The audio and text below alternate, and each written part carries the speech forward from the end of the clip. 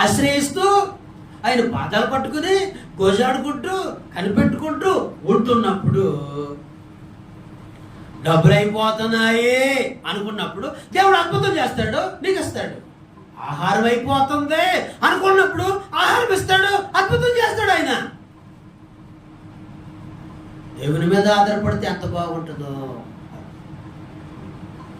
అయిపోతున్నాయి అనేసరికి దేవుడు తన కార్యం చేస్తాడు. మరి ఈ నయం ఏం చేసింది? కరువుకి సారపతి పితరాలము కరువులో అలాగే ఉండిపోయింది. మరి ఈ నయం ఏం చేస్తా ఉంది? కరువు తట్టుకోలేక భర్తని కొడుకుల్ని తీసుకుని ఈ మోయాబు దేశానికి వెళ్ళిపోయింది. దేవుడు లేడేక, దేవుడు లేడు.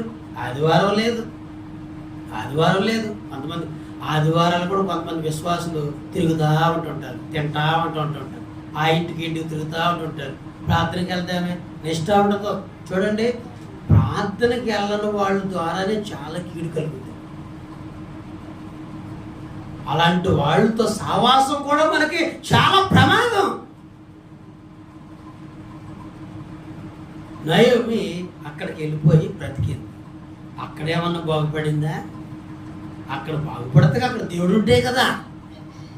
ఆ మోయాబులో దేవుడు లేడు కదా, మరి ఎలా బాగుపడితే?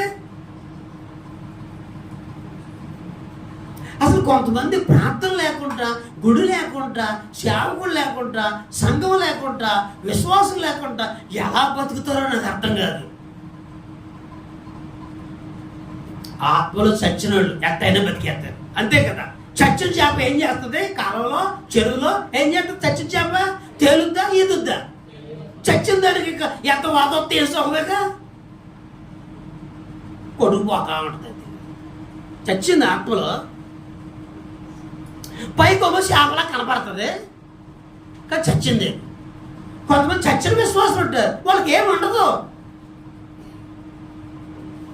నాకు దేవుడు లేడే, నాకు సంఘం లేదే, నాకు గుడి లేదే, నా విశ్వాసం లేరే, నా సహోదరులు లేరే, నాకు సన్నిధి లేదే అని ఉండదు కొంతమందికి. ఈ నయోమి కూడా లేదు అలాగా. 10 సంవత్సరాలు బతికేసింది. ఎంత కీడండి, ఎంత నష్టమండి. 10 సంవత్సరాల తర్వాత పరిస్థితులన్నీ మారిపోయాయి. ముందు భర్త చచ్చిపోయాడు, తర్వాత కొడుకు చచ్చిపోయాడు, తర్వాత ఆస్తి అంతా పోయింది. వయసులో వెళ్ళి ఉంటుంది, ముసలాం అయిపోయింది. ఇప్పుడు అంత పరిస్థితులు మారిపోయింది నయోమి. ఆఖరికి నయోమి ఏమందంటే, మీరు నన్ను ఏమని పిలవద్దు, మీరు నన్ను నయోమి అని పిలవమోకండి. ఏమని పిలవండి? మారా అని పిలవ, అంటే చేదు.